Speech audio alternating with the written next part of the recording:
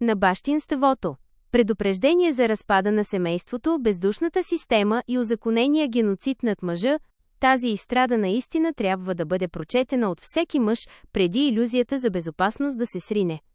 Всеки гражданин трябва да разбере, че днес сам финансира машината, която утре може да го обезглави емоционално и финансово, без никой в нея да поеме и грам отговорност. И градителят, върху когото се крепи всичко, мъжът е този, който полага основите на живота. Той поема пълната отговорност и взима съдбоносните решения. Планирането. Кога е истински готов да създаде семейство? Бъдещето. Кога да има деца, за да може да ги подсигури? Думът. Къде да съгради къща там, където има работа, перспектива и сигурност за близките му? Мъжът е стълбът, който крепи не само дома си, но и самата държава. Със своя труд той плаща данъците, които издържат политиците, администрацията, съдилищата и социалните служби. Той е този, който поддържа морала, честта и закрилата в обществото. 2. Държавният геноцид. Как системата ти отнема всичко? Когато се стигне до развод или разпад на отношенията, държавата задейства една безпощадна машина, която работи бързо само в една посока, когато трябва да взима и да наказва. Узаконеното отнемане. Системата си позволява безпардонно да отнема малки деца, включително във възрастта на пубертета, пречупвайки крехката им психика и съсипвайки живота на бащата.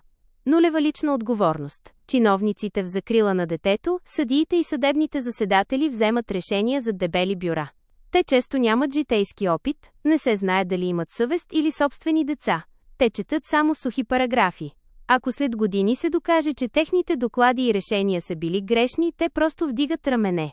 Никой чиновник няма да влезе в затвора и никой съдия няма да плати от джоба си за твоя разрушен живот, депресия и кредити. Двойният стандарт.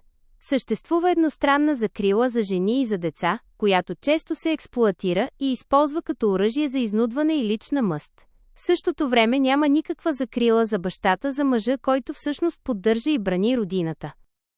Истината след развода. Докато трае бракът, мъжът дава душата си, за да поддържа морала и сигурността.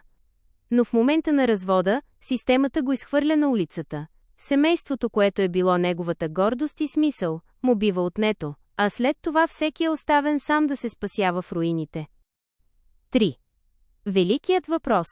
Защо тогава да създаваме семейства? Всеки мъж и всеки достоен гражданин трябва да се събуди и да си зададе най-важния въпрос.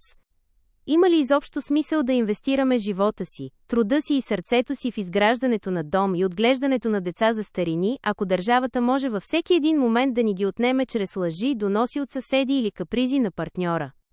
Ако продължаваме сляваме на чиновници и на закони, писани преди десетилетия и пренаписвани днес в ущърб на бащинството, ние сами подписваме присъдата си. Без контрол над институциите и без лична имуществена отговорност от страна на съдиите и социалните работници, ние не създаваме наследници, ние просто отглеждаме бъдещи роби за системата. Неправдата, която днес подминаваме в чуждия двор, утре ще почука на нашата врата и ще съсипе живота на нашите синове, внуци и близки.